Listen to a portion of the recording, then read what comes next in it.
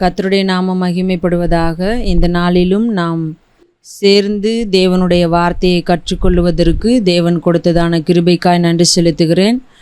இந்த நேரத்திலே நாம் ஜெபித்து ஆரம்பிக்கலாம். உங்களில் யாராவது ஒருவர் ஜெபிக்கலாம்.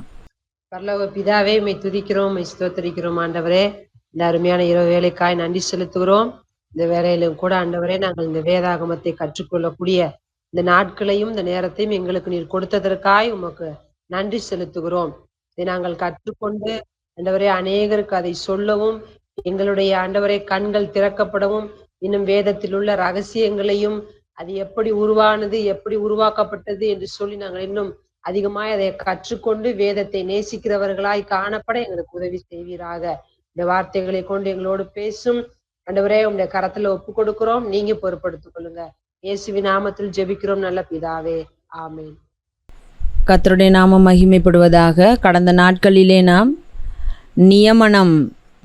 நியமனம் என்று சொல்லப்படுகிறதான தலைப்பிலே பார்த்து கொண்டிருந்தோம். தொடர்ந்து அதே தலைப்பிலே தான் நாம் இப்பொழுது பார்த்து கொண்டிருக்கிறோம். பழைய ஏற்பாட்டிலே இருக்கிறதான புஸ்தகங்கள் எப்படி 39 புஸ்தகங்கள் தான் என்று சொல்லி தீர்மானிக்கப்பட்டது, நியமிக்கப்பட்டது என்று சொல்லி தான் நாம் பார்த்து கொண்டிருக்கிறோம். அப்போது அதிலே எந்தெந்த புஸ்தகங்கள் உடனடியாக ஏற்றுக்கொள்ளப்பட்டது, அதற்கு காரணங்கள் என்ன, ஏன் அவைகள் எந்தவிதமான சர்ச்சையும் இல்லாமல் எந்தவிதமான சந்தேகமும் இல்லாமல் ஏற்றுக்கொள்ளப்பட்டது என்றெல்லாம் சொல்லி நாம் பார்த்தோம். அதிலே நமக்கு இருக்கிறதான அந்த 39 புஸ்தகங்களிலும் ஒரு 5 புஸ்தகங்கள் சில காலம், அதாவது ஒரு குறிப்பிட்ட காலத்தில் சிலரால் சர்ச்சைக்கு உட்படுத்தப்பட்டது. அதை உடனடியாக அவர்கள் என்ன செய்யவில்லை, இது தேவனால் ஏவப்பட்டது, அருளப்பட்டது, ஆம் இது எங்கள் தேவனால் தான் கொடுக்கப்பட்டது என்று சொல்லி ஒரு சிலர் ஏற்றுக்கொள்ளாமல் அதை குறித்து சந்தேகத்திற்குரிய கேள்விகளை எழுப்பினார்கள்.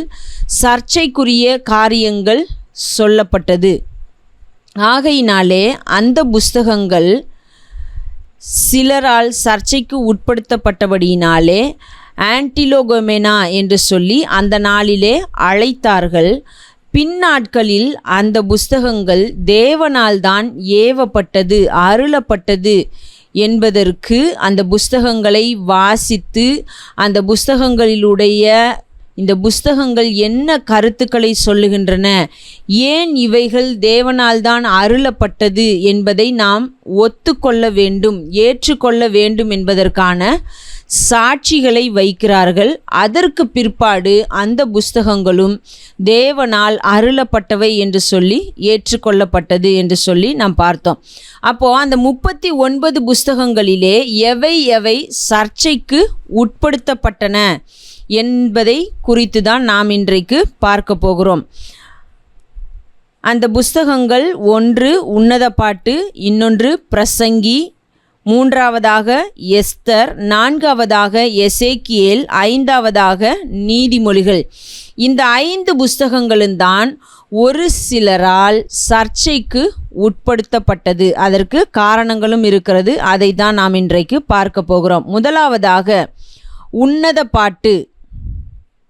இந்த உன்னத பாட்டு என்று சொல்லப்படுகிறதான புஸ்தகத்தை குறித்து அந்த நாட்களிலே பார்க்கும் பொழுது ஒரு சில பள்ளி, அதாவது ஸ்கூல்ஸ் ஆஃப் ஹிலெல், ஷம்மா என்று சொல்லியெல்லாம் இருந்தார்கள். இவர்களெல்லாம் வேதங்களை குறித்து ஆராய்ச்சி செய்கிறவர்கள். வேதத்தை, அதனுடைய புஸ்தகத்தை எடுத்து ஆராய்ந்து அதற்கு விளக்க உரைகளை எழுதினார்கள். அதற்குரிய காரியங்களை சொல்லிக் கொடுக்கிறவர்களாக காணப்பட்டார்கள். இன்றைக்கு எப்படி நாம் சொல்லப்போனால் வேதாகம கல்லூரிகள் என்று சொல்லி இருக்கிறதோ அதுபோல் அந்த நாட்களிலே ஹிலல், ஷம்மா என்று சொல்லி எல்லாம் ஸ்கூல்ஸ் இருந்தது. அந்த ஸ்கூல்ஸில், பள்ளியிலே இருந்தவர்கள் என்ன செய்தார்கள் என்று சொன்னால், வேதத்தினுடைய புஸ்தகங்களை ஆராய்ந்து விளக்கங்களை கொடுப்பதும் விளக்க உரைகளை எழுதுவதும் போன்றதான காரியங்களை செய்தார்கள். அதிலே இந்த ஷம்மா என்று சொல்லப்படுகிற பள்ளியை சேர்ந்தவர்கள் என்ன செய்தார்கள் என்று சொன்னால், இந்த உன்னத பாட்டு என்ற புஸ்தகமானது ஒரு சிற்றின்பத்தோடு தொடர்புடையதாக காணப்படுகிறது. ஆகையினாலே இது தேவனால் அருளப்பட்டதுதானா? இது தேவனால் ஏவப்பட்டு நமக்கு கொடுக்கப்பட்டிருக்கிறதா? இல்லை, சாலமோன் அவராக தன்னுடைய அந்த சிற்றின்ப காரியங்களை எல்லாம் அவர் அனுபவித்து காரியங்களை செய்தது நிமித்தமாக அவர் எழுதி வைத்த புஸ்தகமா என்று சொல்லி கேள்விகளை எழுப்பினார்கள். இப்படி கேள்வி எழுப்பப்பட்டதினாலே இந்த புஸ்தகம் மறுபடியுமாக ஆய்வுக்கு உட்படுத்தப்படுகிறது. இந்த புஸ்தகத்தை மறுபடியுமாக ஆராய்ந்து பார்க்கிறார்கள், சோதித்து பார்க்கிறார்கள். ஆனால் இதை அநேக யூதர்கள் ஏற்றுக்கொண்டார்கள், இது தேவனால் அருளப்பட்டதுதான் என்று சொல்லி. ஆனால் இந்த ஷம்மா என்று சொல்லப்படுகிற பள்ளியை சேர்ந்தவர்களும் இன்னும் ஒரு சிலரும் இப்படிப்பட்ட ஒரு சந்தேகத்திற்குரிய கேள்விகளை வைத்தார்கள். பின்னாட்களில் அது எல்லாராலும் ஆராய்ந்து சோதித்து பார்க்கப்பட்டு ஒரு முடிவுக்கு வருகிறார்கள். இது இந்த சிற்றின்பம் என்று சொல்லப்படுகிற காரியத்தோடு தொடர்புடையதாக காணப்பட்டாலும் இது தேவனை ஒரு மணவாளனாகவும் அதே நேரத்திலே அவர் தம்முடைய ஜனங்களை ஒரு மணவாட்டியாகவும் சொல்லி ஓசியா புஸ்தகத்திலே நாம் அந்த காரியத்தை பார்க்க முடிகிறது. இன்னும் ஒரு சில புஸ்தகங்களிலும் கூட தேவன் தம்முடைய பிள்ளைகளை குறித்து சொல்லும் பொழுது அந்த விதத்திலே சொல்லுகிறார், அவர்களை நான் எனக்கென்று தெரிந்து கொண்டேன், எனக்காக நியமித்தேன், எனக்காக அவர்களை நான் ஏற்படுத்தினேன். இப்படிப்பட்ட காரியங்களை எல்லாம் தொடர்பு படுத்தி இந்த புஸ்தகம் ஒரு சிற்றின்பத்தோடு தொடர்புடையதாக காணப்படுகிறதை போல இருந்தாலும், ஆனால் இது தேவனுக்கும் ஜனங்களுக்கும் உள்ளதான ஒரு அந்த தொடர்பை குறித்து, ஒரு உறவை குறித்து பேசுகிறத போல இருக்கிற ஒரு புஸ்தகமாக இருக்கிறது.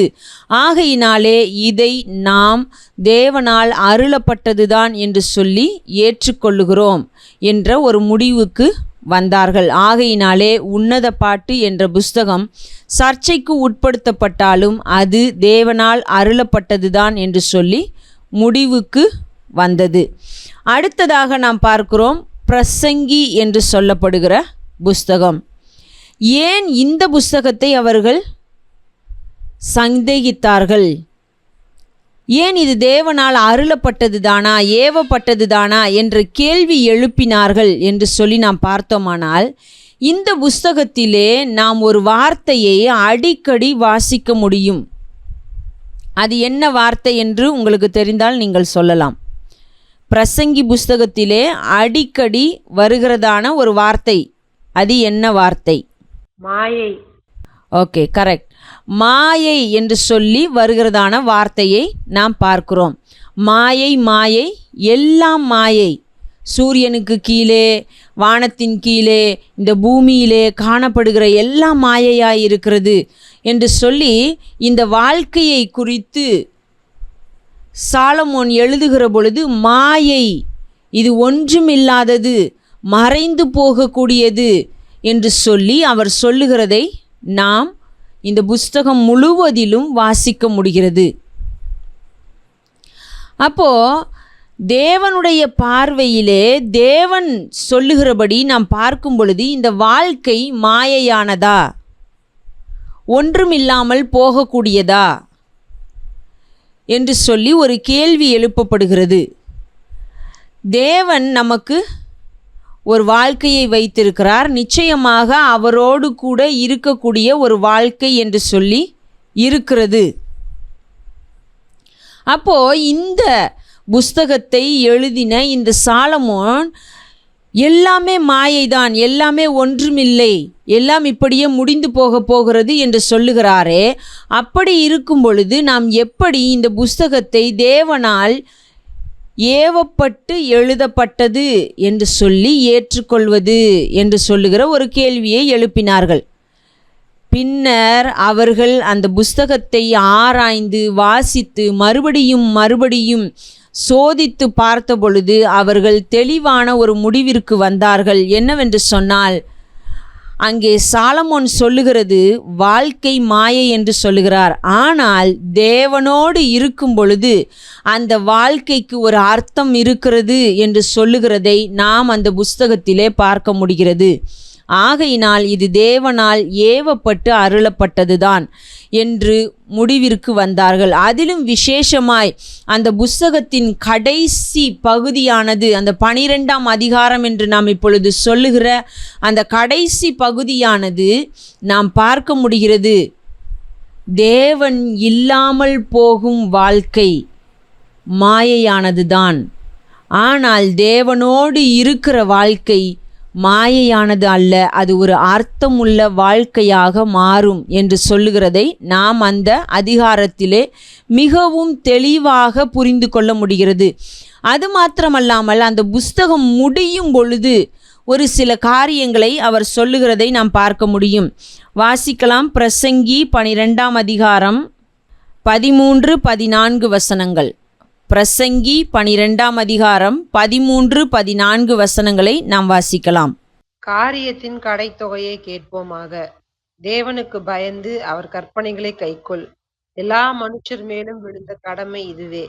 ஒவ்வொரு கிரியையையும் அந்தரங்கமான ஒவ்வொரு காரியத்தையும் நன்மையானாலும் தீமையானாலும் தேவன் நியாயத்திலே கொண்டு வருவார். ஓகே, இங்கே நமக்கு என்ன சொல்லப்படுகிறது? தேவனுக்கு பயந்து நீ எல்லா காரியங்களையும் செய்கிற மனுஷனாக இரு.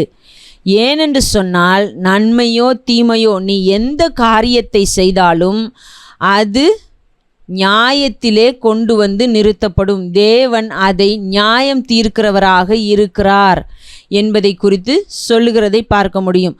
11ஆம் அதிகாரத்திலும் கடைசி வசனங்களை நாம் வாசிக்கும் பொழுது அதை பார்க்க முடிகிறது. உன் கண்ணின் காட்சிகளிலும் உனக்கு தோன்றினபடியெல்லாம் நீ செய், ஆனால் நீ ஒன்றை மறந்து போகாதே, தேவன் எல்லாவற்றையும் நியாயத்திலே கொண்டு வந்து நிறுத்துவார் என்பதை நீ அறிந்து கொள் என்று சொல்லுகிறதை நாம் 11ஆம் அதிகாரத்திலும் வாசிக்க முடியும். இப்படி அவர் தெளிவாக சொல்லியிருக்கிற அந்த கருத்தை அவர்கள் புரிந்து கொண்ட பிற்பாடு, ஆம் இது தேவனால் அருளப்பட்டதுதான், எங்களுடைய அந்த சந்தேகத்திற்கு அந்த கேள்விக்கு பதில் கிடைத்து விட்டது என்று சொல்லி அவர்கள் இந்த பிரசங்கியின் புஸ்தகம் தேவனால் அருளப்பட்டு ஏவப்பட்டது, தேவனால் தான் கொடுக்கப்பட்டது, நாங்கள் இந்த புஸ்தகத்தை தேவனுடைய வார்த்தை என்று சொல்லி ஏற்றுக்கொள்ளுகிறோம் என்ற முடிவிற்கு வந்தார்கள். அடுத்ததாக ஒரு புஸ்தகம், மூன்றாவதாக நாம் அதை பார்க்கிறோம், எஸ்தர் புஸ்தகம்.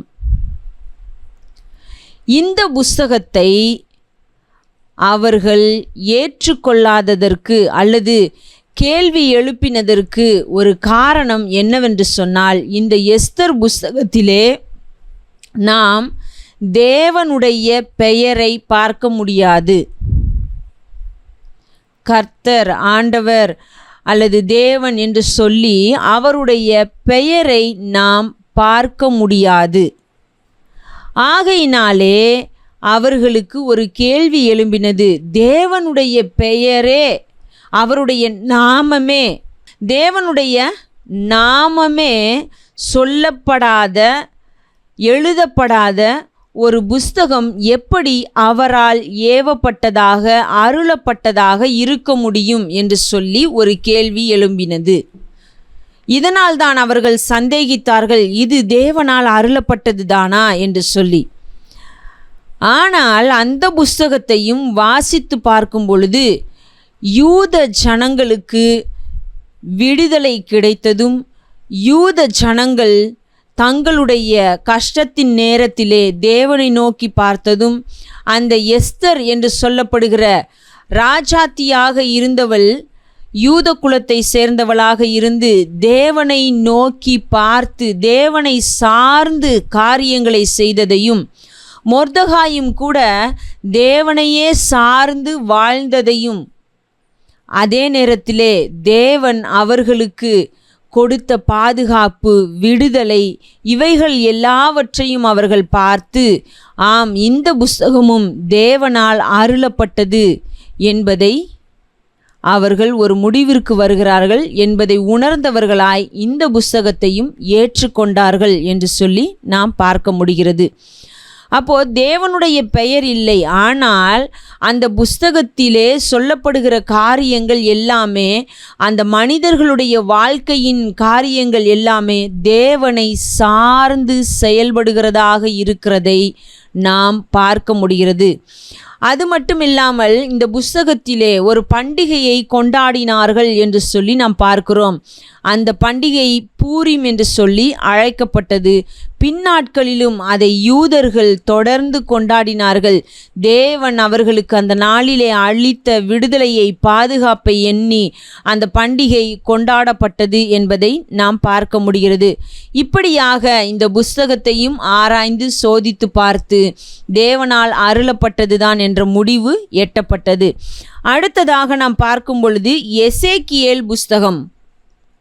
இந்த எசேக்கியேல் புஸ்தகத்திலே இவர்கள் சொல்லுகிறது என்ன என்று சொல்லி நாம் பார்த்தோமானால், முதல் 10 அதிகாரங்களை குறித்ததான கேள்வி எழுப்பப்பட்டது. புரிந்து கொள்வதிலே ஒரு கஷ்டத்தை உணர்ந்துகிறார்கள். இது இப்படிதானா, இது இந்த முறையிலே நடந்திருக்குமா என்று சொல்லுகிறதான கேள்விகள் எழுப்பப்பட்டது. இன்னொரு காரியத்தை பார்க்கும் பொழுது ஞானவாதம் என்று சொல்லுகிறதான நாஸ்டிசம் என்று சொல்லி அந்நாட்களிலே ஒரு போதனைகள் காணப்பட்டது.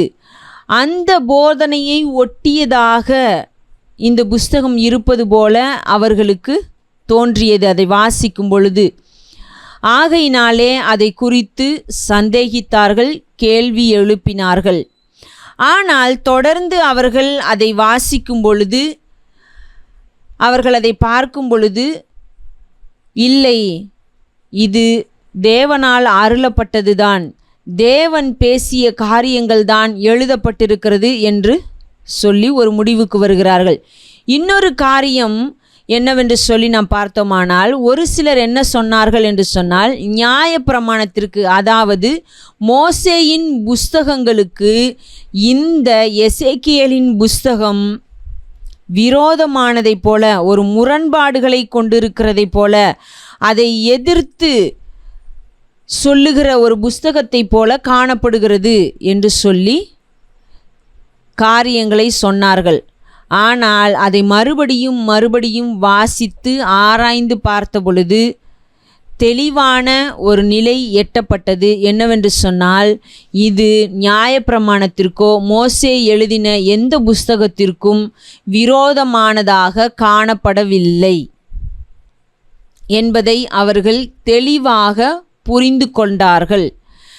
அப்போது இப்படியான காரியங்களை சொன்னவர்கள், மோசேயின் புஸ்தகத்திற்கு விரோதமாக இருக்கிறது என்று சொன்னவர்களும் ஆராய்ந்து அந்த காரியங்களை சொல்ல வேண்டும். என்னென்ன காரியங்கள் விரோதமாக இருக்கிறது என்று சொல்லி பாயிண்ட் அவுட் பண்ண வேண்டிய சூழ்நிலையிலே இருந்தார்கள். ஆனால் அவர்களும் ஆராய்ந்து பார்த்த பொழுது அப்படி எந்த ஒரு காரியத்தையும் அவர்களால் சுட்டி காட்ட முடியவில்லை. இந்த காரியம் விரோதமாக இருக்கிறது, 1, 2, இந்த விஷயம் எசேக்கியேல் புஸ்தகத்திற்கும் மோசேயின் ஆகமங்களுக்கும் விரோதமாக இருக்கிறது என்று சொல்லி அவர்களால் எந்த ஒரு காரியத்தையும் சுட்டி காட்ட இயலவில்லை. ஆகையினாலே இறுதியாக அவர்களும் இது தேவனால் அருளப்பட்டதுதான் என்று சொல்லி ஏற்றுக்கொண்டார்கள். ஆகையினால் இது இன்றைக்கும் நம்முடைய வேதாகமத்திலே காணப்படுகிற புஸ்தகமாக இருக்கிறது. அடுத்ததாக நாம் பார்க்கும் பொழுது கடைசியாக 5வது புஸ்தகம் நீதிமொழிகள் புஸ்தகத்தை ஒரு சந்தேகத்தோடு பார்த்தார்கள். காரணம் என்னவென்று சொன்னால், அதிலே சொல்லப்பட்டிருக்கிறதான நீதிமொழிகள் ஒன்றுக்கு ஒன்று முரண்படுகிறது போல காணப்படுகிறது. அதற்கு உதாரணமாக ஒரு வசனத்தை சொன்னார்கள். என்ன வசனம் அப்படின்னு சொல்லி நம்ம பார்க்கும் பொழுது நீதிமொழிகள் 26ஆம் அதிகாரம் 4ஆம் வசனம் 5ஆம் வசனம் வாசிக்கலாம். நீதிமொழிகள் 26ஆம் அதிகாரம் 4-5 வசனங்கள். மூடனுக்கு அவன் மதியினத்தின்படி மறு உத்தரவு கொடாதே, கொடுத்தால் நீயும் அவனைப் போல் ஆவாய். மூடனுக்கு அவன் மதியினத்தின்படி மறு உத்தரவு கொடாவிட்டால் அவன் தன் பார்வைக்கு ஞானியாயிருப்பான். ஓகே, இப்போ இந்த 2 வசனங்களிலும் நாம் ஒரு காரியத்தை பார்க்க முடிகிறது. ஒரு வசனம் சொல்லுகிறது உத்தரவு கொடு, இன்னொரு வசனம் சொல்லுகிறது உத்தரவு கொடாதே. இப்போ இதிலே நாம் எதை கடைபிடிப்பது? இந்த ஒரு வசனத்தை தான் அவர்கள் சுட்டி காட்ட முடிந்தது. இந்த ஒரு வசனத்திலே தான் முரண்படுகிறது போல காரியம் இருக்கிறது. அப்போது இதிலே நாம் எதை பின்பற்றுவது, எதை பின்பற்றாமல் விடுவது, இதுபோல் இன்னும் ஒரு சில காரியங்களும் இருக்கலாம் என்று சொல்லி ஆராய்ந்து பார்க்கப்படுகிறது. அப்போது இந்த இடத்திலே நாம் என்ன செய்வது என்று சொல்லுகிறதான காரியம் வரும் பொழுது, இது அந்த இடத்தை சூழ்நிலையை பொறுத்து தான் காரியங்கள் செயல்பட வேண்டும். எல்லா நேரத்திலும் மூடன் அவன் என்ன செய்தாலும் செய்து கொள்ளட்டும், அவன் மூடனாயிற்று என்று சொல்லி அப்படியே விட்டுவிடவும் முடியாது. அதே நேரத்திலே மூடனுக்கு எல்லா நேரத்திலும் அவனுடைய கேள்விகள் எல்லாவற்றிற்கும் அல்லது அவன் எழுப்புகிறதான எல்லா விதமான சந்தேகங்களுக்கோ அல்லது அவன் சொல்லுகிறதான எல்லா விதமான காரியங்களுக்கோ பதில் கொடுத்து கொண்டே இருக்கவும் முடியாது. கொடுக்க வேண்டிய நேரங்களிலே ஒரு சில நேரங்களிலே கொடுக்க வேண்டும். அதற்கு பிற்பாடு கொடுக்காமல் இருக்கவும் வேண்டும். எல்லா நேரங்களிலும் கொடுத்து கொண்டேயும் இருக்க முடியாது. எல்லா நேரங்களிலேயும் அவன் மூடன் என்று சொல்லி தட்டி கழித்து விட்டு போகவும் முடியாது. அதற்கும் அங்கேயே நமக்கு காரணம் சொல்லப்பட்டிருக்கிறது. நாம் எல்லா நேரங்களிலும் பதில் கொடாமல் இருந்தால் அவன் தன்னை ஞானியாக நினைத்து கொள்வான். ஆகையினாலே பதில் கொடுக்க வேண்டிய நேரங்களிலே கொடுக்க வேண்டும். இப்படி இந்த புஸ்தகமும் ஆய்வுக்கு உட்படுத்தப்பட்டது. அவர்கள் மறுபடியுமாக ஆராய்ந்து சோதித்து பார்த்து இந்த காரியங்களை எல்லாம் புரிந்து கொண்டவர்களாய் அவர்கள் ஒரு முடிவுக்கு வந்தார்கள். என்னவென்று சொன்னால், இந்த புஸ்தகமும் தேவனால் அருளப்பட்டதுதான். இந்த புஸ்தகம் அவர்களுடைய சுய இஷ்டத்தின்படி எழுதி அது முரண்படுகிறதாக காணப்படவில்லை என்று சொல்லி ஒரு முடிவிற்கு வந்ததை பார்க்க முடிகிறது. இதுபோல உங்களுக்கு ஒரு கேள்வி, புதிய ஏற்பாட்டிலும், ஆனால் இது ஒருவரே எழுதின புஸ்தகத்தில் அல்ல, வெவ்வேறு ஆசிரியர்கள் எழுதின புஸ்தகத்திலே காணப்படுகிறதான விஷயம். புதிய ஏற்பாட்டிலே நாம் பார்க்கும் பொழுது ஒரே விஷயத்தை குறித்து 2 ஆசிரியர்கள் வெவ்வேறு கருத்துக்களை சொல்லுகிற காரியங்களை நாம் பார்க்க முடியும். அது உங்களில் யாருக்காவது தெரிந்தால் நீங்கள் சொல்லலாம். புதிய ஏற்பாட்டிலே ஒரே விஷயத்தை குறித்து 2 வேறுபட்ட கருத்துக்கள் இருக்கிறது. பவுல் அப்போஸ்தலன் ஒரு காரியத்தை சொல்லுவார், அதே நேரத்திலே யாக்கோபு அவர் சொல்லும் பொழுது அவர் வேறொரு காரியத்தை சொல்வார். ஆனால் 2 பேரும் ஒரே தலைப்பை குறித்து தான் அதிலே பேசுவார்கள்.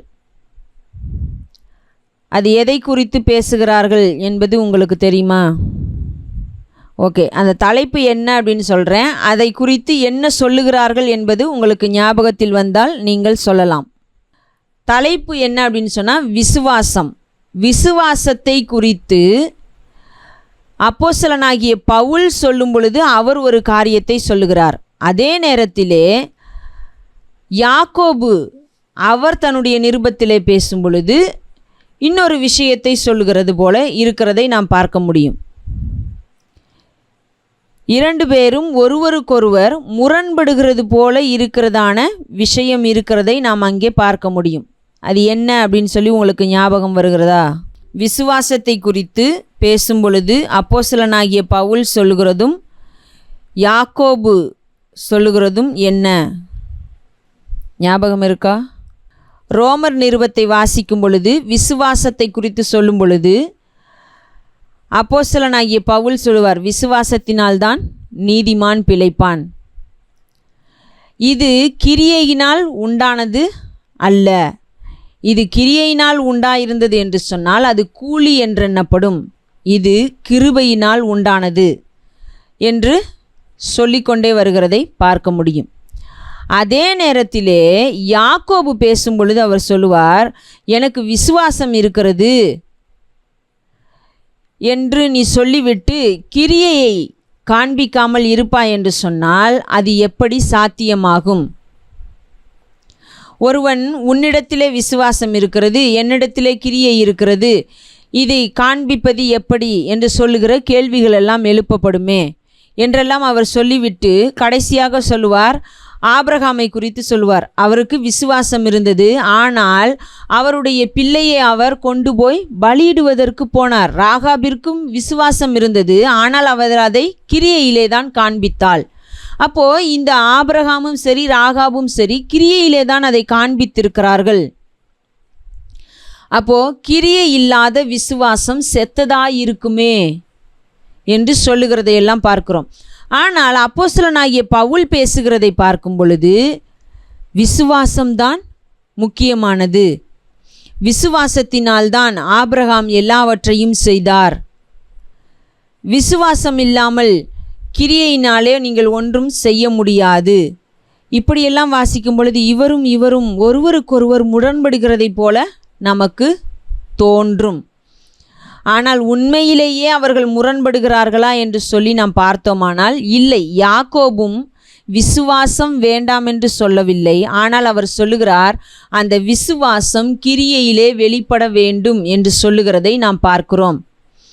அதை தான் இங்கே பார்க்கும் பொழுது அப்போஸ்தலனாகிய பவுல் என்ன சொல்லுகிறார் என்று சொன்னால், நம்முடைய இரட்சிப்பிற்கும் நாம் நீதிமான்கள் ஆக்கப்பட்டதற்கும் நம்முடைய கிரியை காரணமல்ல, நாம் கிறிஸ்துவின் மேல் வைத்த விசுவாசம்தான் காரணம். ஆனால் அவர் இந்த காரியங்களை எல்லாம் குறித்து இங்கே பேசிவிட்டு இன்னொரு நிருபத்திலே சொல்லும் பொழுது சொல்லுகிறதை நாம் பார்க்க முடியும். பிலிப்பியருக்கு எழுதின நிருபத்திலே நம்முடைய இந்த விசுவாசத்தினாலே நாம் பெற்றுக்கொண்ட இந்த இரட்சிப்பு நிறைவேறுவதற்கு, இந்த இரட்சிப்பை நாம் முழுமையாக காத்து கொள்வதற்கு நாம் பிரயாசப்பட வேண்டும். அதை கிரியையிலே காண்பிக்க வேண்டும். நம்முடைய இரட்சிப்பு நிறைவேற நாம் பிரயாசப்படுகிறவர்களாய் இருக்க வேண்டும் என்று சொல்லுகிறதை நாம் பார்க்க முடிகிறது. அப்போது இருவருமே ஒரே காரியத்தை தான் சொல்லுகிறார்கள். ஆனால் அவர்களுடைய சொல்லுகிறதான விதம் வெவ்வேறாக இருக்கிறதை நாம் பார்க்க முடியும். அப்போது இரண்டு பேரும் விசுவாசம் ஒருத்தர் கிரியை ஒருத்தர் என்று சொல்லவில்லை. மாறாக அவர்கள் முதன்மைப்படுத்துகிறதான விஷயங்கள், அவர்கள் சொல்லுகிறதான விதம் வெவ்வேறாக இருக்கிறதை ஒழிய அவர்கள் வெவ்வேறு காரியங்களை சொல்லவில்லை. அவர்கள் ஒருவருக்கொருவர் முரண்பட்டவர்களாகவும் காணப்படவில்லை என்பதை நாம் பார்க்க முடிகிறது. ஓகே, அதை நம்ம பின்வரும் நாட்களிலும் புதிய ஏற்பாட்டை குறித்து பார்க்கும் பொழுதும் பார்க்கலாம். இப்போ நம்ம 5 புஸ்தகங்களை குறித்து பார்த்தோம். அதில் 5 புஸ்தகங்களும் என்ன காரியங்கள் சந்தேகிக்கப்பட்டது, அது பிற்பாடு எப்படி ஏற்றுக்கொள்ளப்பட்டது என்பதை பார்த்தோம். இப்பொழுது நம்முடைய வேதாகமத்திலே இருக்கிறதான இந்த 39 புஸ்தகங்களும் தேவனால் அருளப்பட்டது, அவரால் ஏவப்பட்டு நமக்கு கொடுக்கப்பட்டது என்று சொல்லி ஒரு முடிவிற்கு வந்துவிட்டது. இப்போது மூன்றாவதாக நாம் பார்க்கும் பொழுது என்ன அப்படின்னு சொன்னால், சூடிகிராஃபா அப்படின்னு சொல்லுகிறார்கள். சூடிபிகிராஃபா அப்படின்னு சொல்கிறாங்க.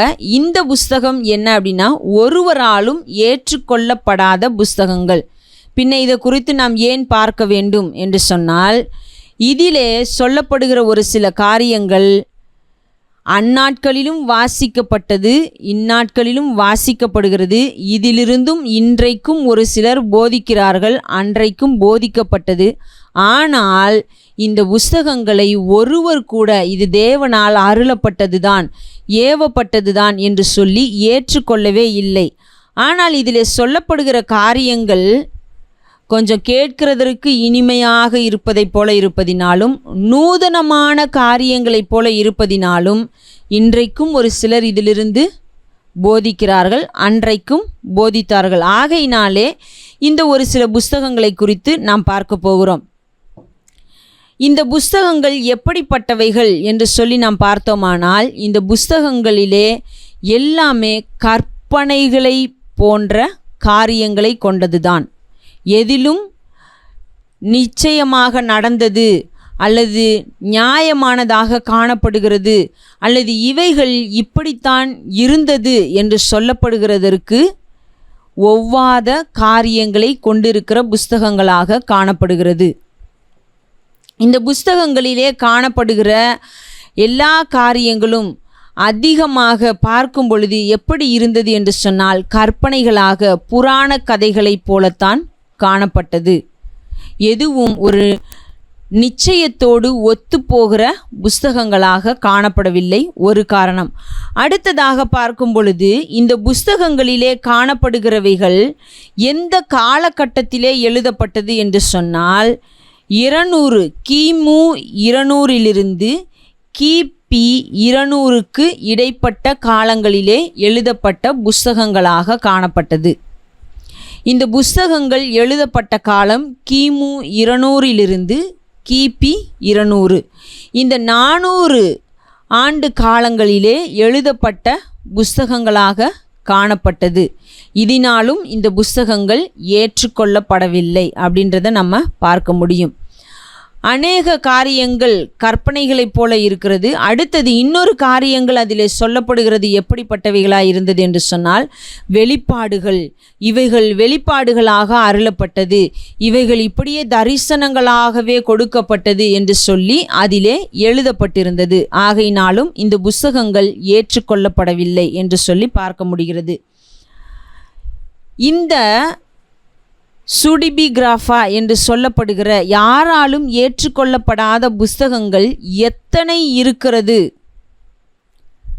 அப்படின்னு சொல்லி கணக்கெடுக்க வேண்டுமானால் அது கணக்கில் அடங்காதவையாக போய்கொண்டே இருந்தது. அநேக புஸ்தகங்கள் எழுதப்பட்டிருந்ததை பார்க்க முடிகிறது. அடுத்தது 2 எஸ்ராஸ் என்று சொல்லப்படுகிறதான புஸ்தகத்திலே இந்த 2 எஸ்ராஸ் என்பது அப்போகிரிஃபா, அதாவது தள்ளுபடி ஆகமத்திலே காணப்படுகிற ஒரு புஸ்தகம், சிலரால் ஏற்றுக்கொள்ளப்பட்ட ஒரு புஸ்தகம். இந்த புஸ்தகத்தின் 14ஆம் அதிகாரம் 45, 46 வசனங்களை வாசிக்கும் பொழுது ஒரு காரியம் சொல்லப்படுகிறது. என்னவென்று சொன்னால் 70 இரகசிய புஸ்தகங்கள் இருக்கிறதாக சொல்லப்படுகிறது. அதாவது யூதர்களிடத்திலே காணப்பட்ட 24 நியமன புஸ்தகங்கள், இன்றைக்கு நம்முடைய கரத்திலே இருக்கிற அந்த 39 நியமன, அதாவது ஆண்டவரால் கொடுக்கப்பட்டது, ஏவப்பட்டது என்று சொல்லி ஏற்றுக்கொள்ளப்படுகிற புஸ்தகங்கள். அதிலிருந்து வித்தியாசமாக காணப்படுகிற அவைகளோடு ஒத்துப்போகாத 70 இரகசிய புஸ்தகங்கள் இருக்கிறது என்று சொல்லி இந்த புஸ்தகத்திலே ஒரு குறிப்பு இருக்கிறது என்பதை பார்க்க முடிகிறது. அடுத்ததாக பார்க்கும் பொழுது ஏனோக்கின் புஸ்தகம் அப்படின்னு சொல்லி ஒரு புஸ்தகம் இருக்கிறது. இதை குறித்து ஒரு சில பிரசங்கியார் பிரசங்கிக்கிற நேரத்திலே சொல்ல நீங்கள் கேள்விப்பட்டிருக்கலாம். அந்த ஏனோக்கின் புஸ்தகத்தை போல, அதுவும் ஒரு புராண கதை தான், அதுபோல இன்னும் 366 படைப்புகள் இருந்ததாக யூதர்கள் சொல்லுகிறார்கள். அப்போது இதிலிருந்து நம்ம பார்க்கும் பொழுதே அது ஒரு 366, இதில் சொல்லப்படுகிற குறிப்பின்படி பார்க்கும் பொழுது ஒரு 70 இரகசிய புஸ்தகங்கள், இதுவே ஒரு 500 புஸ்தகங்களை தாண்டி போகிறதாக இருக்கிறதை நாம் பார்க்க முடிகிறது. அப்போது இது இல்லாமல் இன்னும் ஒரு சில புஸ்தகங்கள் இருந்தது. இப்படி அநேக எண்ணிக்கையில் அடங்காத புஸ்தகங்கள் காணப்பட்டது. ஆனால் அதிலே ஒரு 15 புஸ்தகங்கள் அந்நாட்களிலும் இந்நாட்களிலும் அவற்றில் சில பயன்படுத்தப்படுகிறது. அவற்றை வாசித்து சில அதில் உள்ள நூதன காரியங்களை எடுத்து போதிக்கிறார்கள், பிரசங்கிக்கிறார்கள், எல்லாம் செய்யப்படுகிறது. அப்படிப்பட்ட ஒரு சில புஸ்தகங்களை குறித்து தான் நாம் இன்றைக்கு பார்க்க போகிறோம். ஒருவராலும் ஏற்றுக்கொள்ளப்படாத புராண கதைகளைப் போல கற்பனைகளையும் வெளிப்பாடுகளையும் கொண்டுள்ளதாக சொல்லப்படுகிறதான புஸ்தகங்கள் அநேகம் இருக்கிறது. அதிலே மிக முக்கியமானதாக கருதப்படுகிற ஒரு 15 புஸ்தகங்களை குறித்து நாம் இன்றைக்கு பார்க்க போகிறோம். முதலாவது என்ன புஸ்தகம் அப்படின்னு சொல்லி நம்ம பார்த்தோமானால் த புக் ஆஃப் ஜூப்ளி என்று சொல்லப்படுகிற புஸ்தகம். த புக் ஆஃப் ஜூப்ளி என்று சொல்லப்படுகிற ஒரு புஸ்தகம். இந்த புஸ்தகம் எதை குறித்து சொல்லுகிறது அப்படின்னா, படைப்பிலிருந்து பஸ்கா வரையிலான ஒரு விரிவாக்கம் இந்த புஸ்தகத்திலே கொடுக்கப்படுகிறது. படைப்பிலிருந்து பஸ்கா வரையிலான ஒரு விரிவாக்கம் இந்த புஸ்தகத்திலே கொடுக்கப்படுகிறது. இரண்டாவதாக ஒரு புஸ்தகம் இருக்கிறது. அது என்னவென்று சொன்னால் அரிஸ்டஸின் கடிதம். அரிஸ்டஸ் அப்படின்றவருடைய ஒரு கடிதம். இதுவும் ஒரு புராண கதைதான். இதிலே என்ன சொல்லப்படுகிறது, என்ன காரியம் எழுதப்பட்டிருக்கிறது அப்படின்னு சொன்னால், இந்த பழைய ஏற்பாடு எபிரேய மொழியில் இருந்தது. அந்த எபிரேய மொழியில் இருந்த வேதாகமம் கிரேக்க மொழிக்கு மொழிபெயர்க்கப்பட்டது. அப்படி மொழிபெயர்க்கப்பட்ட பொழுது ஒரு பிரதான ஆசாரியனாகிய எலெயாசார் என்பவருடைய தலைமையின் கீழ் ஒரு 72 பேர் இருந்து அந்த காரியங்களை செய்தார்கள் என்று சொல்லி நாம் பார்க்க முடியும். அந்த காரியங்களை அப்படி செய்த பொழுது அவர்கள் எப்படி செய்தார்கள், எந்த விதத்திலே அதை செய்தார்கள், எந்தெந்த முறையிலே அவைகள் செய்யப்பட்டது என்பதை நேரிலே கண்டு எழுதியதைப் போல இந்த கதையானது எழுதப்பட்டிருக்கிறது. ஆகையினாலே இந்த புஸ்தகமும் யாராலும் ஏற்றுக்கொள்ளப்படவில்லை. அடுத்ததாக என்ன புஸ்தகம் அப்படின்னு சொன்னால் ஆதாம் மற்றும் ஏவாளின் புஸ்தகம். இதுவும் ஒரு புராண கதை தான். அவர்களை குறித்ததான அநேக சம்பவங்கள் நமக்கு வேதத்திலே கொடுக்கப்படாத, எல்லாராலும் ஏற்றுக்கொள்ளப்பட்ட, மோசேயின் மூலமாக எழுதப்பட்ட ஆதியாகம புஸ்தகத்திலே இல்லாத அநேக விஷயங்கள் சொல்லப்பட்டிருக்கிறது. ஆகையினால் இதுவும் யாராலும் ஏற்றுக்கொள்ளப்படவில்லை. அடுத்ததாக நான்காவதாக நாம் பார்ப்பது ஏசாயாவின் தியாகம். ஏசாயா எப்படியெல்லாம் தியாகம் செய்தார், எந்த முறையிலே அவர் வாழ்ந்தார், என்னென்ன காரியங்கள் அவர் மூலமாய் நடந்தது என்பதைப் போல எழுதப்பட்ட ஒரு புராண கதை. அடுத்ததாக நம்ம பார்க்கும் பொழுது 1 ஏனோக். இந்த ஏனோக்கின் புஸ்தகம் 2 இருக்கிறது. அதில் இது முதலாவதாக இருக்கிறது 1 ஏனோக். இது அரமேய மொழியிலே எழுதப்பட்ட அநேகர் எழுதின ஒரு கூட்டு படைப்பு. அதாவது இந்த 1 ஏனோக் என்கிற முதல் ஏனோக் என்று சொல்லப்படுகிறதான புஸ்தகம் ஒருவரால் எழுதப்பட்டது அல்ல, அநேகர் சேர்ந்து அரமேய மொழியிலே எழுதப்பட்ட ஒரு புஸ்தகமாக இருக்கிறது. இதிலே சொல்லப்படுகிற காரியங்கள் என்னென்ன அப்படின்னு சொல்லி நம்ம பார்த்தோமானால், ஆண்டவர் ஏனோக்கிற்கு கொடுத்த வெளிப்பாடுகள், தீமையின் தோற்றம், தேவதைகள், அதாவது இந்த உலகத்தில் இந்த தூதர்கள் இந்த மனுஷருடைய குமாரத்திகளை மணந்து கொண்டார்கள் என்று சொல்லப்படுகிறதான காரியங்களை நம்ம ஆதியாகமத்தில் வாசிக்கிறோம். ஆனால் அதை குறித்து பெரிதாக விளக்கங்கள் அவைகளெல்லாம் நமக்கு கொடுக்கப்படவில்லை. ஆனால் அப்படிப்பட்ட காரியங்களும் இந்த புஸ்தகத்திலே இருக்கிறதை பார்க்க முடிகிறது. தீமையின் தோற்றம், இந்த தூதர்கள் மனுஷகுமாரத்திகளை மணந்து கொள்ளுகிறதான காரியங்களை குறித்ததான விஷயங்கள், ஏனோக்கிற்கு ஆண்டவர் கொடுத்ததான வெளிப்பாடுகள், இவைகளை குறித்ததான இந்த புஸ்தகத்திலே சொல்லப்படுகிற காரியங்களை பார்க்க முடிகிறது. இன்றைக்கும் கூட ஒரு சிலர் இப்படிப்பட்ட புஸ்தகங்களை எடுத்து வாசித்துவிட்டு பிரசங்கிக்கிறதை பார்க்க முடியும். ஆனால் அவைகள் வேதத்திலே உள்ள தேவனால் அருளப்பட்ட புஸ்தகங்களோடு ஒத்து போகிறதா, உண்மையிலே அப்படிப்பட்ட ஏதாவது காரியங்கள் இருக்கிறதா என்று சொல்லி பார்த்தோமானால் ஒன்றும் இல்லை. ஆனால் அதை கேட்கும் பொழுது அது கேட்பதற்கு சுவாரஸ்யமான ஒரு காரியத்தை போல இருக்கிறது. கொஞ்சம் கேட்பதற்கு இனிமையாக, இன்னைக்கு வரைக்கும் கேட்காத ஒரு புதிய காரியத்தை, நூதனமான ஒரு காரியத்தை கேட்பது போல இருக்கிறது. ஆகையினாலே ஒரு சில பிரசங்கியார்கள் இந்த புஸ்தகத்திலிருந்து எடுத்து ஒரு சில காரியங்களை, பழைய ஏற்பாட்டு காரியங்களை, இது இப்படிதான் நடந்தது, இது வரலாற்று புஸ்தகத்திலே கொடுக்கப்பட்டிருக்கிறது, இது ஏனோக்கின் புஸ்தகத்திலே இருக்கிறது என்று சொல்லி கூட பிரசங்கிக்கிறார்கள். ஆனால் இந்த புஸ்தகம் அந்த நாளிலேயே ஒருவராலும் ஏற்றுக்கொள்ளப்படாத ஒரு புஸ்தகம். ஏனென்று சொன்னால் இது ஏனோக்கின் காலத்தில் எழுதப்பட்ட புஸ்தகமும் அல்ல, ஏனோக்கு எழுதிய புஸ்தகமும் அல்ல. இந்த யூதர்களுடைய, இஸ்ரவேலர்களுடைய வாழ்க்கையிலே எல்லாம் நடந்து முடிந்து கடந்து போன சூழ்நிலைகளிலே இருந்த காலகட்டத்திலே அவர்கள் பாபிலோனிய சிறையிருப்புக்கும் கூட சென்று வந்துவிட்ட பிறகு காணப்பட்டதான நாட்களிலே இந்த புஸ்தகங்கள் எல்லாம் எழுதப்பட்டது. ஆகையினாலே இது முதலாவதாக ஏற்றுக்கொள்ளப்படாத புஸ்தகம். இன்னொன்று பார்க்கும் பொழுது இது வேதத்தோடு ஒத்து போகிறதா? உண்மையாக ஏனோக்கிற்கு கொடுக்கப்பட்ட வெளிப்பாடுகள் தலைமுறைகளாக சொல்லப்பட்டு கடத்தப்பட்டு வந்ததா? அந்த நாட்களிலே இன்னொரு விஷயம் இருந்ததையும் நாம் பார்த்தோம். வாய்மொழியாக கடத்தப்பட்டது, புஸ்தகங்களாக எழுதி வைத்து பாதுகாக்கப்பட்டது என்றெல்லாம் சொல்லி நாம் வாசித்தோம். அப்படி ஏதாவது இதற்கு சாட்சிகள் இருக்கிறதா, சான்றுகள் இருக்கிறதா என்று சொல்லி பார்த்தாலும் இல்லை. ஆகையினாலே இதிலே சொல்லப்படுகிற காரியங்களை இன்றைக்கும் சொல்லும் பொழுது நாம் நம்ப வேண்டிய அவசியமும் இல்லை. அடுத்ததாக பார்க்கும் பொழுது 12 தேச பக்தர்களின் ஏற்பாடு. இது எந்த தேச பக்தர்களை குறித்து சொல்லுகிறது அப்படி என்று சொன்னால் 12 கோத்திர பிதாக்களை குறித்து தான் சொல்லுகிறது.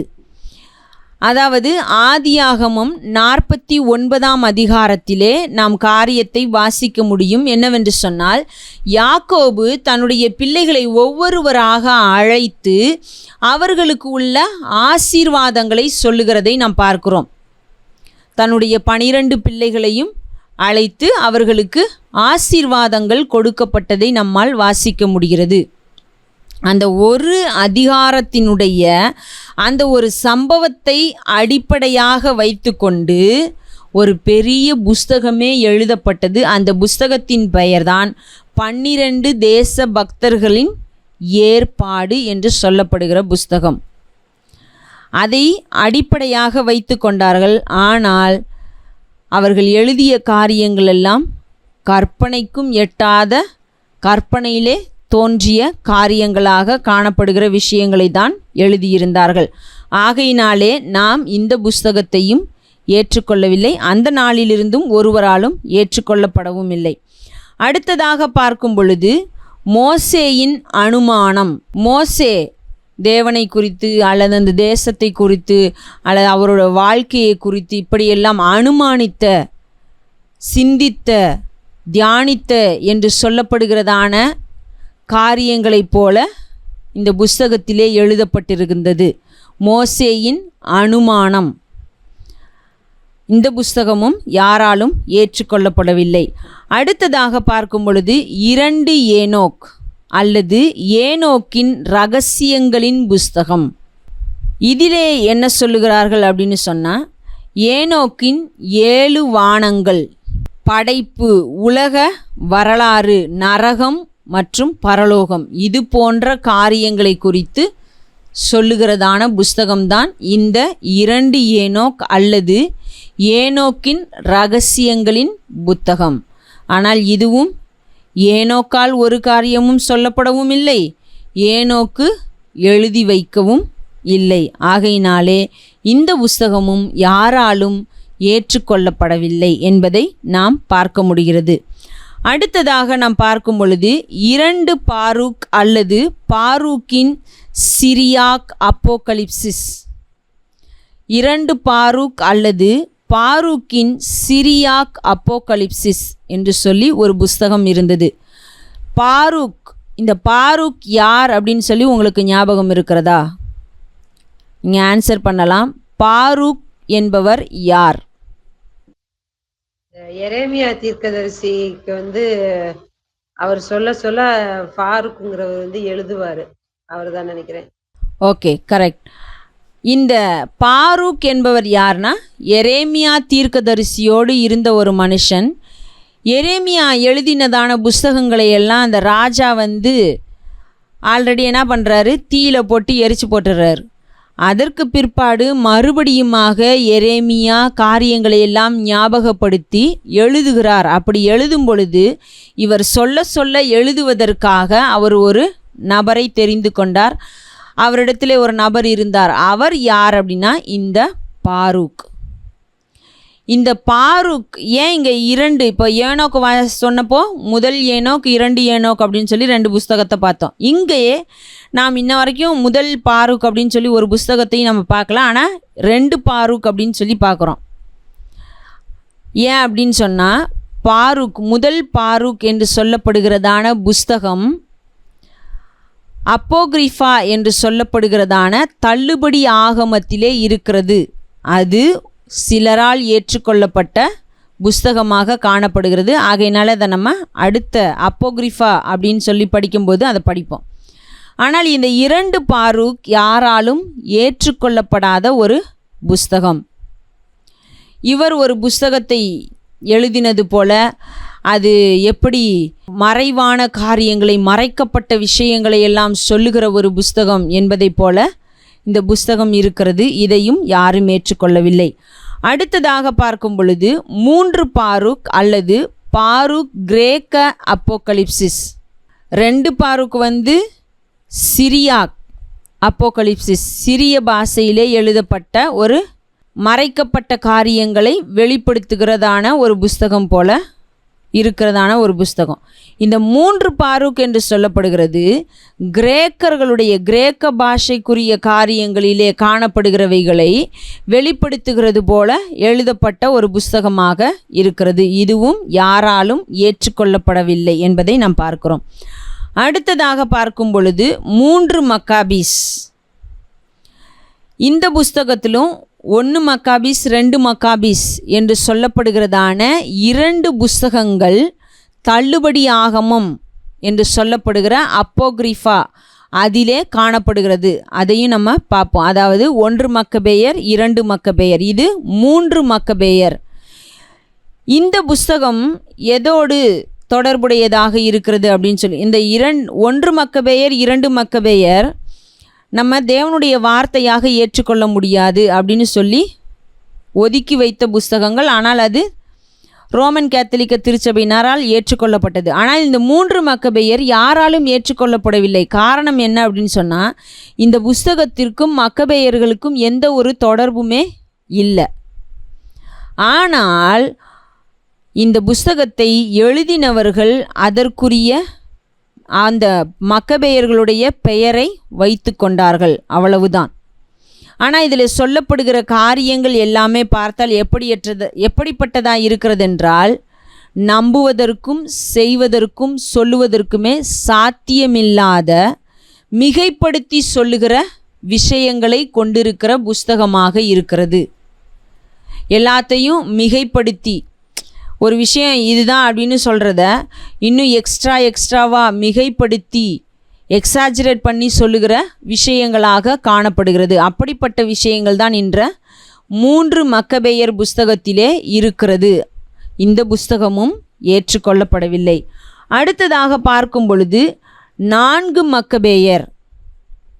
இந்த 4 மக்கபேயருடைய புஸ்தகம் ஏற்றுக்கொள்ளப்படவில்லை. காரணம், இது ஒரு கிரேக்க தத்துவ கட்டுரை. மக்கபேயர்கள் யார் என்றால் யூதர்கள். இவர்கள் கிரேக்க கலாச்சாரத்திற்கும் கிரேக்க தெய்வ வழிபாட்டிற்கும் ஒத்துப்போக முடியாது என்று சொல்லி போராடிய ஒரு குழுவினர், ஒரு குடும்பத்தை, ஒரு சந்ததியை சேர்ந்தவர்கள். ஆனால் இந்த 4 மக்கபேயருடைய புஸ்தகம் எப்படிப்பட்டதாக இருக்கிறது என்றால், ஒரு கிரேக்க தத்துவ கட்டுரையைப் போல தான் இருந்தது. இது யூதர்களுடைய உணர்ச்சிகளின் மீது மேலாதிக்கம் செலுத்தினது. அதாவது நம்ம புதிய ஏற்பாட்டிலையுமே வாசிக்கும் பொழுது இதை வாசிப்போம். யூதர்கள் அடையாளங்களை தேடுகிறார்கள், கிரேக்கர்கள் ஞானத்தை தேடுகிறார்கள். அநேக நேரங்களில் ஞானத்துக்கும் உணர்ச்சிக்கும் ஒத்து போகாது. லாஜிக்கும் எமோஷனும் எப்போவுமே முரண்பாடு உள்ளதை போலத்தான் காணப்படும். ஒன்றுக்கு ஒன்று ஒத்து போகாது. இந்த 4 மக்கபேயருடைய புஸ்தகமும் அப்படிப்பட்டதாகத்தான் இருந்தது. யூதர்களுடைய உணர்ச்சிகளை புரிந்து கொள்ளுகிற ஒரு புஸ்தகமாக அது இல்லை. இந்த புஸ்தகம் ஒரு கிரேக்கர்களுடைய தத்துவ கட்டுரையைப் போலவும், அதே நேரத்திலே அவர்களுடைய அந்த மேலாதிக்கம் செலுத்துகிற அந்த பகுத்தறிவு ஞானம் என்று சொல்லப்படுகிற காரியத்தின் மேலே கட்டப்பட்ட ஒரு புஸ்தகத்தை போலவும் தான் அதில் சொல்லப்பட்டிருக்கிற காரியங்கள், எண்ணங்கள் எல்லாம் காணப்பட்டது. ஆகையினாலே இந்த புஸ்தகமும் யாராலும் ஏற்றுக்கொள்ளப்படவில்லை. அடுத்ததாக நாம் பார்க்கும் பொழுது சாலமோனின் சங்கீதங்கள், 18 சங்கீதங்கள் இருந்தது. அந்த 18 சங்கீதங்கள் சாலமோனின் சங்கீதங்கள் என்று சொல்லி தலைப்பிடப்பட்ட சங்கீதங்களாக காணப்பட்டது. இதில் என்ன காரியங்கள் சொல்லப்படுகிறது அப்படின்னா, இந்த சங்கீதங்கள் வரவிருக்கும் யுகத்தை, வரவிருக்கும் காரியங்களை தாவீதின் வீட்டாரில் மேசியாவை தேவன் அனுப்பும் காலத்தை பற்றி பேசுகிற சங்கீதங்களாக இருந்தது. இந்த 18 சங்கீதங்களும் தேவன் கிறிஸ்துவை எப்படி அனுப்ப போகிறார், எந்த காலத்திலே அனுப்ப போகிறார் என்று சொல்லுகிறதை போல இருந்த சங்கீதங்கள். அதிலே இன்னொரு காரியம் என்ன சொல்லப்படுகிறது அப்படின்னு சொன்னால், எருசலேமை புறஜாதிகளை அடக்கி நீதியில் ஆட்சி செய்வது பற்றி பேசுகிறது. எருசலேமில் இருக்கிற புறஜாதிகளை எல்லாம் அடக்கி கிறிஸ்து தன்னுடைய நீதியிலே ஆட்சி செய்வது போன்று இருக்கிறதான 18 சங்கீதங்கள் சாலமோனுடைய சங்கீதங்கள் என்று சொல்லி பெயரிடப்பட்டிருக்கிறதான ஒரு புஸ்தகம். இது கிறிஸ்து வந்த பொழுது நடந்ததா அப்படின்னு சொல்லி பார்த்தாலே இல்லை. அவர் வந்தது ஆவிக்குரிய வாழ்க்கையை சீரமைக்கவும் கட்டமைக்கவும் காரியங்களை செய்யவும் தான் வந்தார். புறஜாதிகளை அடக்கி ஆள்றது அப்படின்ற ஒரு காரியத்தை அவர் என்ன பண்ணவே இல்லை, செய்ய வரவே இல்லை அப்படின்றத நம்ம தெளிவாக பார்க்க முடிகிறது. அதற்கு வேதமும் சாட்சி, வரலாறும் சாட்சி. அப்போது இந்த புஸ்தகங்களும் ஆகையினாலே ஏற்றுக்கொள்ளப்படவில்லை. இதை ஒருவரும் தேவனால் அருளப்பட்டது என்று சொல்லவும் இல்லை. அடுத்ததாக பார்க்கும் பொழுது சங்கீதம் 151. நமக்கு 150 சங்கீதங்கள் இருக்கிறது.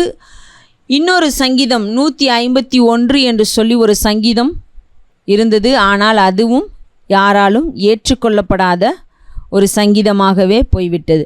அடுத்ததாக கடைசியாக 15ஆவதாக நாம் பார்க்கிறோம் சாதோக்கின் படைப்பின் துண்டு. இது ஒரு வரலாற்று காரியங்களை சொல்லுகிற ஒரு புஸ்தகமாகத்தான் இருந்தது. ஆனால் இதுவும் ஏற்றுக்கொள்ளப்படாததற்கு மிக முக்கியமான காரணம் இது எழுதப்பட்ட காலம்தான். இந்த சாதோக் யார் அப்படின்னு சொல்லி உங்களுக்கு தெரிந்தால் நீங்கள் சொல்லலாம். சாதோக் என்பவர் யார்? நம்ம வேதத்தில் வாசிக்கிறோம். சாதோக் அல்லது எந்த கோத்திரத்தை சேர்ந்தவர் அப்படின்னாலும் நீங்கள் சொல்லலாம். ஆசாரியர். Okay, correct. ஆமாம். இந்த சாதோக் என்பவர் தாவீது, சாலமோன் என்பவர்களுடைய காலத்திலே வாழ்ந்த ஒரு ஆசாரியன் அப்படின்றத நம்ம பார்க்க முடிகிறது. அப்போ இருந்த ஒரு ஆசாரியன் எழுதின ஒரு வரலாற்றை போல கிமு 200 கிபி 200 அந்த காலகட்டத்திலே எழுதப்பட்ட ஒரு புஸ்தகம் இருந்தது. ஆகையினாலே இந்த புஸ்தகமும் யாராலுமே ஏற்றுக்கொள்ளப்படாத ஒரு புஸ்தகமாக இருந்தது. அப்போ நம்ம இப்போ ஒரு 15 புஸ்தகங்களை பார்த்துருக்கிறோம். இந்த 15 புஸ்தகங்களுமே ஒருவராலும் ஏற்றுக்கொள்ளப்படாத புஸ்தகங்கள். இது யாருடைய, அதாவது ரோமன் கேத்தலிக்க திருச்சபையினுடைய வேதாகமத்திலும் இல்லை. அதே நேரத்தில் சிரியாக் அப்படின்னு சொல்லி ஒரு சில டினாமினேஷன்லாம் இருக்குது, அவர்களுடைய வேதத்தில் இருக்கிறதா அப்படின்னு சொல்லி பார்த்தாலும் இல்லை. வேறு எந்த கிறிஸ்தவ பிரிவினரை சேர்ந்தவர்களுடைய வேதத்திலும் இந்த புஸ்தகங்கள் இல்லை. ஆனால் ஒரு சிலர் இந்த ஏனோக் அப்படின்னு சொல்கிற புஸ்தகத்திலிருந்து மட்டும் ஒரு சில விஷயங்களை எடுத்து போதிக்கிறத பார்க்க முடியும். ஏனென்று சொன்னால் இன்னொரு விஷயம், 7 வானங்கள் என்று சொல்லுகிறதையெல்லாம் நம்ம பார்க்கும் பொழுது நம்ம வேதத்தில் அதற்கு எந்த விதமான காரியங்களும் இல்லை, வேதத்தில் எந்த விதமான விஷயங்களும் சொல்லப்படவுமே இல்லை. இப்போ நம்ம அப்போஸ்தலனாகிய யோவான் தரிசனங்களை கண்ட பொழுது வானங்களிலே எடுத்துக்கொள்ளப்பட்டது அல்லது ஒரு தாழ்விடத்துக்கு போகிறது, இப்படிப்பட்ட விஷயங்களையெல்லாம் நம்ம வாசிக்க முடிகிறது. அங்கிருந்து ஒரு புதிய எருசலேம் இறங்கி வந்ததை கண்டேன், அங்கே இப்படி இருந்தது, அங்கே சிங்காசனம் இருந்தது, இப்படியெல்லாம் அநேக காரியங்களை சொல்கிறாரு.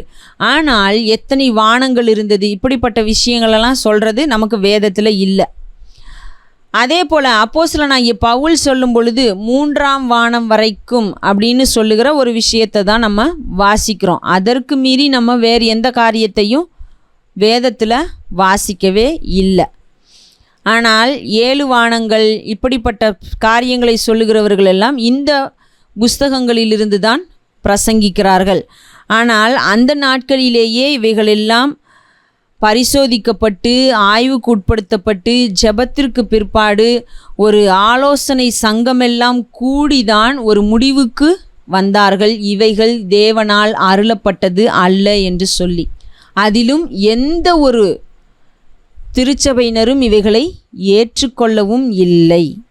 ஆகையினாலே வேதத்திலே நமக்கு, அதாவது தேவனால் அருளப்பட்டதுதான் என்று சொல்லி ஒரு முழு நிச்சயத்தோடு நம்முடைய கரத்திலே கொடுக்கப்பட்டிருக்கிற வார்த்தைகள் என்ன சொல்லுகிறதோ அவைகள் நம்முடைய இந்த உலக பிரகாரமான வாழ்க்கைக்கும் நம்மை நித்திய ஜீவனுக்கு அழைத்து செல்வதற்கும் போதுமானதாக காணப்படுகிறது. அதை வேதமும் நமக்கு சொல்லுகிறது.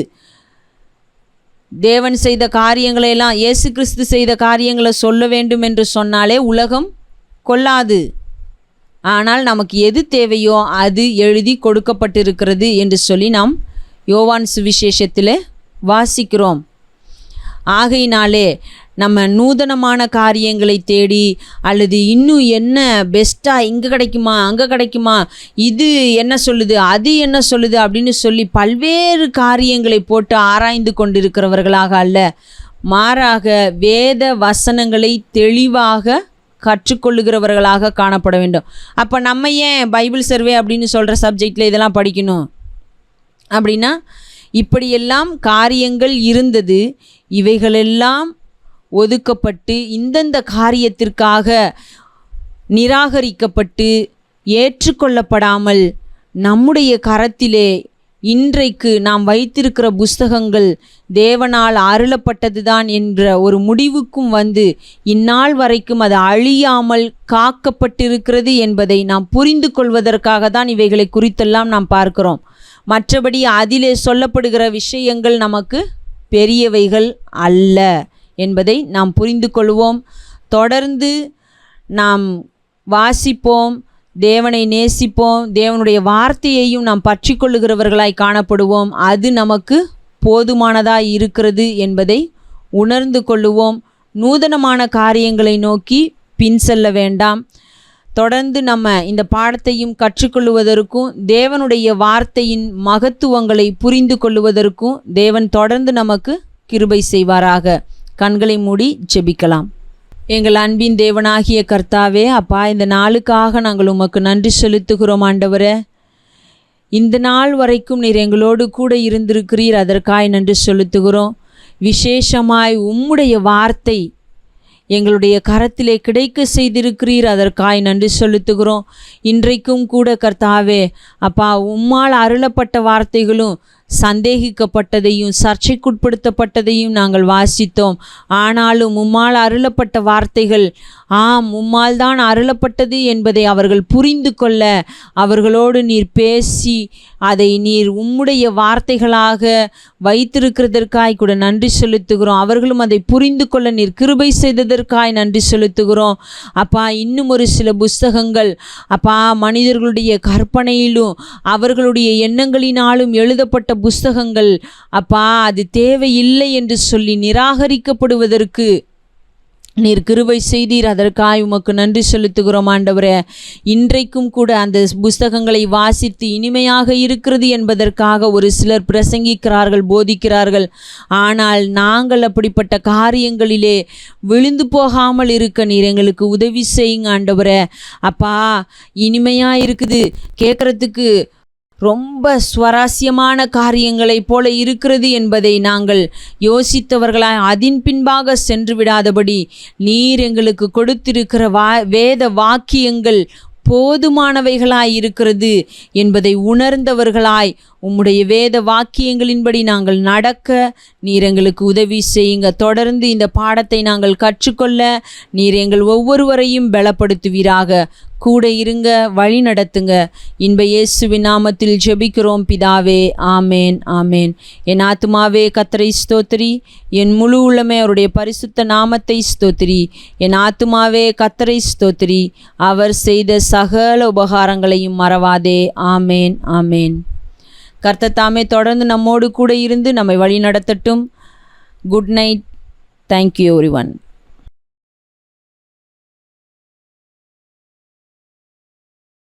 Thank you, Sister. Praise Lord.